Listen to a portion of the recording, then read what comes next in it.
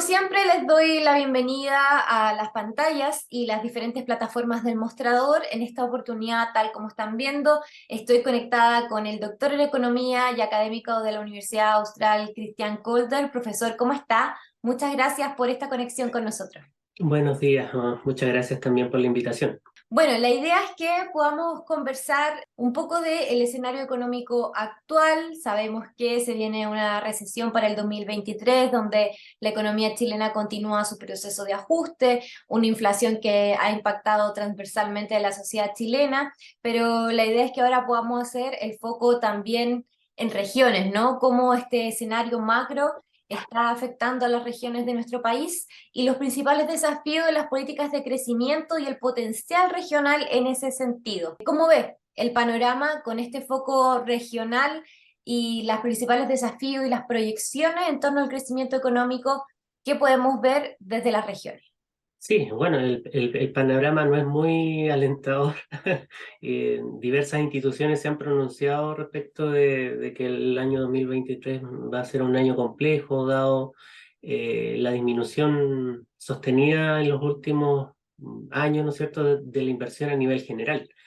Eh, Esto en las regiones, bueno, ha sido todavía mucho más fuerte porque hay muchos proyectos en en distintas regiones, ¿no es cierto?, que o se han suspendido, o la quiebra de algunas empresas, ¿no es cierto?, emblemáticas que claro, a lo mejor en el número macro no es tan relevante, pero a nivel de regiones ha significado la paralización de muchos proyectos emblemáticos. Entonces, esto sin duda genera una tensión en, en- a nivel regional que dificulta todavía más esto de proyectar procesos de recuperación sostenidas en el tiempo.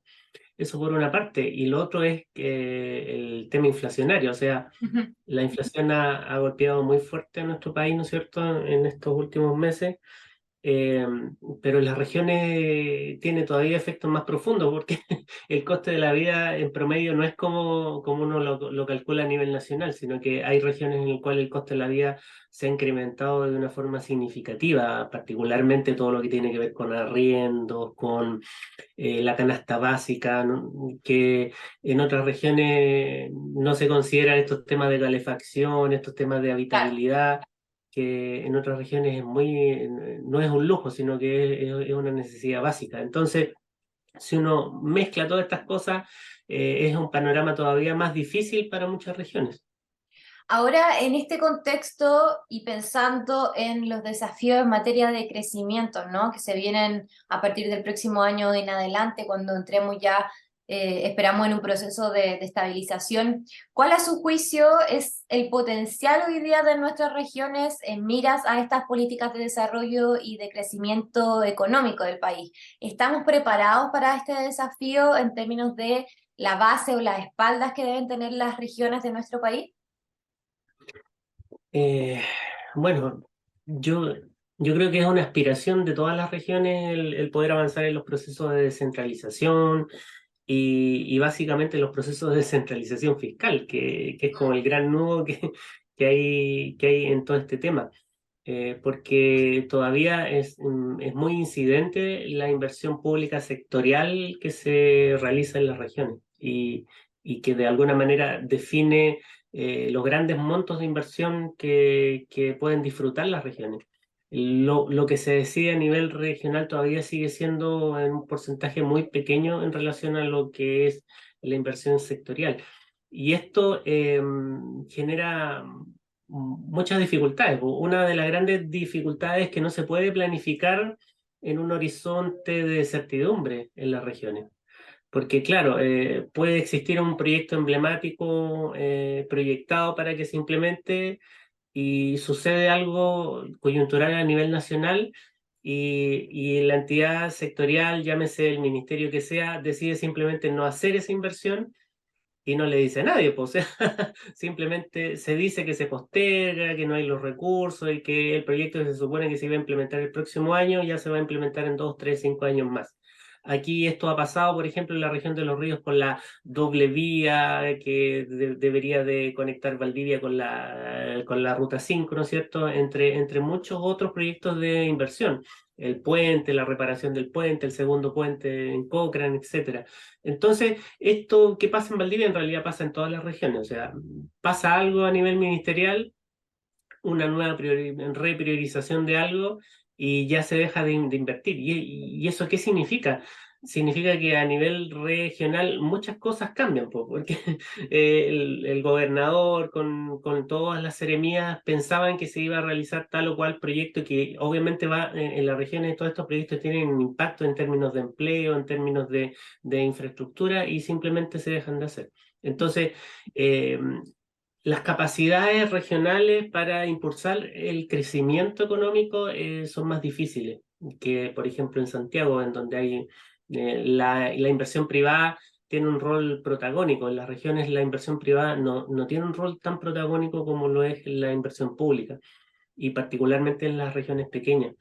Las capacidades regionales son un tema también porque por un lado está, por ejemplo, la gran discusión que hay en este momento es que una buena parte de los gobiernos regionales no han logrado completar su inversión de fondos regionales, o sea, no han logrado gastar todo el dinero de su presupuesto. ¿Y qué es lo que pasa? Que al año siguiente los castigan con menos presupuesto porque no fueron eficientes. Y una buena parte a eso se le endosa a que no existen las capacidades para generar los proyectos a tiempo o para hacer los estudios en los plazos requeridos, y por lo tanto empieza a visibilizarse una serie de deficiencias en torno al capital humano y a la disponibilidad, a la densidad de este capital humano, que no da abasto para todos los proyectos que se necesitan, para todos los recursos que se necesitan gastar. Entonces, yo creo que ese es un tema fundamental. Y el tema de las transferencias también, porque hay muchas funciones que todavía no están delegadas Claro. a nivel regional, y esto también dificulta porque finalmente siempre es un camino más largo, que se quiere hacer algo a nivel regional, pero se tiene que consultar en Santiago, tiene que llegar el visto bueno y ahí recién se puede realizar alguna acción en particular. Ahora me gustaría profundizar brevemente respecto a esto que está señalando, a las deficiencias que hoy día presentan en términos de gestión los gobiernos regionales y qué nos falta para seguir avanzando en ese sentido, ¿no? En materia de descentralización fiscal y de gestión y de competencias institucionales, en donde hoy día los gobiernos regionales siguen estando muy debilitados al respecto. Sí. Bueno, partiendo de lo macro a lo micro, yo creo que lo fundamental es poder efectivamente hacer un proceso de descentralización administrativo que de alguna manera permita una transferencia efectiva de ciertas funciones que se realizan a nivel central y que se puedan decidir a nivel de las regiones. También se necesitan instrumentos de planificación y que, bueno, fuera de que estén vigentes, hay muchos instrumentos de planificación que no están vigentes y eso también es un problema, el que los planes reguladores en muchas comunas de nuestro país no estén actualizados o no estén vigentes es un problema. Por ejemplo, en Valdivia, porque todo empieza a ocurrir de una forma inorgánica, desestructurada, desordenada, y esto finalmente termina limitando muchos proyectos de inversión o no lográndose de una forma óptima. Está también el tema de la descentralización fiscal en torno a los impuestos y la generación de recursos propios que se pueden generar en las regiones, que podría ser una diferencia en muchas regiones en la cual existe una abundancia de recursos, pero que ellos los ven pasar, ¿no? Esto es, por ejemplo, en las zonas mineras, en las zonas de la agricultura, etcétera. Entonces, ahí también hay una cierta debilidad. Tampoco hay políticas de fomento productivo en muchas regiones.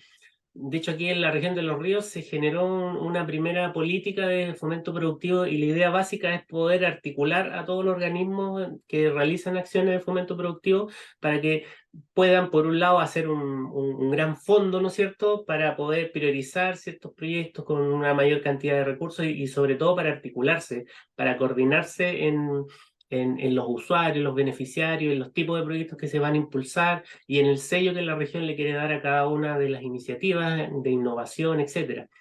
Eso, por ejemplo, es un gran avance en nuestra región, pero en otras regiones eso no existe y por lo tanto faltan políticas de fomento productivo, faltan políticas de empleo, faltan políticas de impulso a la innovación y a la inversión estratégica que se debe de realizar en las regiones. O sea, no es solamente inversión, sino que es una inversión que se tiene que pensar de tal forma de que pueda ser coherente con las perspectivas de futuro que cada región piensa.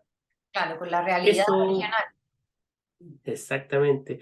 Y bueno, y vacíos que hay en nuestra legislación y que tienen que ver con cómo se gestionan los espacios en general. El mundo rural es un mundo de nadie. De hecho, en las noticias ha salido esto de las parcelaciones y que ahora salió el dictamen de que eso era ilegal y que por qué.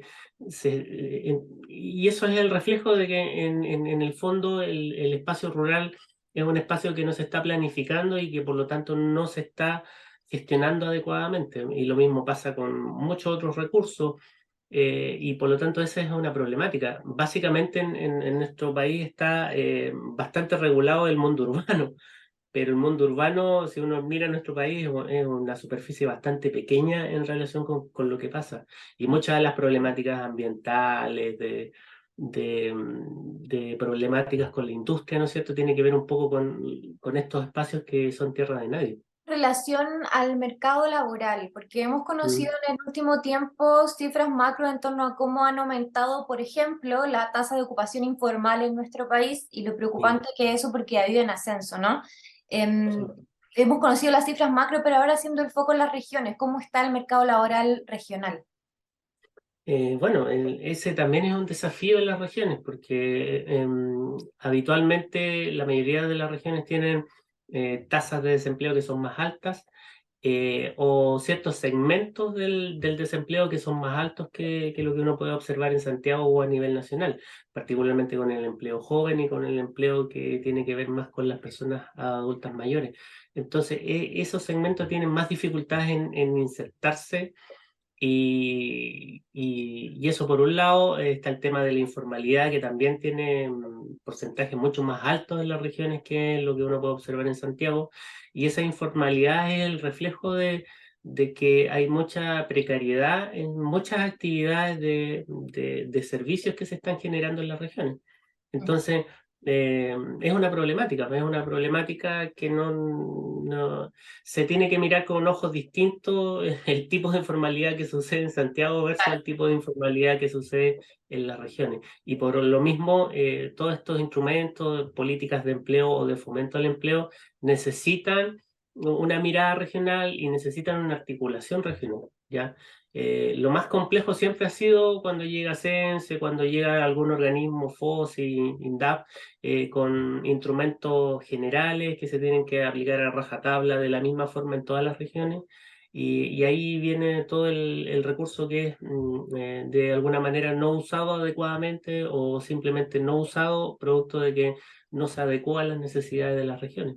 Ese es un gran desafío que nosotros tenemos en la región de los ríos, por ejemplo. Ujú. Perfecto, ahora ya para cerrar y a propósito también de los desafíos, ¿no?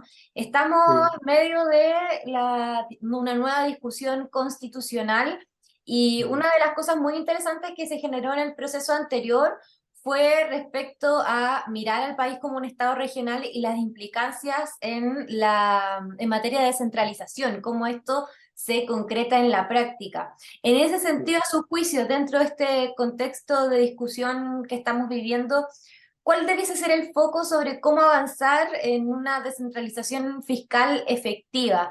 ¿Qué implica, por ejemplo, implementar impuestos regionales o cuáles debiesen ser aquellos elementos que son vitales en este tipo de discusión? Bueno, yo, a ver, desde mi opinión personal, ¿no es cierto? Creo que uno de los grandes temas pendientes tiene que ver no solamente con la estructura del gobierno regional en general, sino que tiene que ver con el rol de las municipalidades en particular, ¿ya? Que yo creo que es el gran actor que no ha estado muy presente en esta discusión. porque en realidad la mayoría de lo que tiene que ver con inversión para el bienestar de los ciudadanos la hacen los municipios y lo hacen con muchas dificultades. En este momento se les intenta sacar el peso de lo que es la educación y la salud, pero en realidad ellos son los grandes prestadores de esos servicios y así de muchos otros servicios más. Entonces, cuando uno ve el tema de la descentralización y que hay como una profunda discusión a nivel de regiones, se invisibiliza esta otra que tiene que ver con con el acceso directo a bienes y servicios por parte de los ciudadanos y el que está en la primera línea, que es el municipio. Entonces, ellos necesitan muchos recursos, muchas funciones, ellos simplemente son administradores y deberían de ser efectivamente gobiernos locales con decisión. Entonces, el rol del municipio como gobierno local, decidiendo recursos que a lo mejor no necesariamente son cuantiosos, pero que sí se pueden hacer en uso muy efectivo en las necesidades. Lo segundo que tiene que ver con respecto a los impuestos y a cómo descentralizar la figura de servicio de impuestos internos, porque, a ver, todo hoy en día se hace digitalmente y todo confluye a Santiago. Sí, Pero sí. cualquier cosa que tú necesites hacer, están las seremías regionales con capacidades muy mínimas, ¿ya? Que en lo práctico muchas de las cosas se tienen que igual decidir en Santiago, son meros buzones. Entonces, fortalecer las capacidades de las seremías regionales, ¿no es cierto?, que tengan efectivamente capacidades de decidir y de resolver, también sería un gran avance. Y lo mismo con los impuestos, capacidad también de recibirlos y de redistribuirlos y de quedarse con una porción de ellos también ayudaría a tener recursos propios. Ha ayudado mucho esto de los impuestos a los casinos, ¿no es cierto? Ha sido una remesa que, si bien es cierto, no es tan grande en comparación con los recursos que recibe el municipio, algo ayuda a tener una caja ahí pequeña disponible, porque una buena parte de los municipios lo que van haciendo es la bicicleta en torno a los recursos, o sea, les llega educación, ahí reparten un poco lo que pueden, después llega salud y después y así van los fondos regionales, los sectoriales, etcétera. Pero con eso es bien difícil planificar acciones en concreto, porque tú en el fondo estás contra demanda. O sea, si yo tengo una necesidad y me llega algo de dinero, hago algo. Pero ¿y si no me llega? No puedo hacer nada. Entonces todo esto dificulta mucho el desarrollo de las comunas y de las ciudades en general. Perfecto, profesor, le quiero agradecer por este tiempo con el mostrador. Nos quedamos entonces con esos desafíos sobre la mesa y espero que podamos conversar en una próxima oportunidad para seguir monitoreando cómo están estos temas en el contexto económico y social que estamos viviendo actualmente en el país. Así que muchísimas gracias por su tiempo y nos conectamos prontamente luego. Muchas gracias. Y igual muchas gracias a ustedes por la invitación.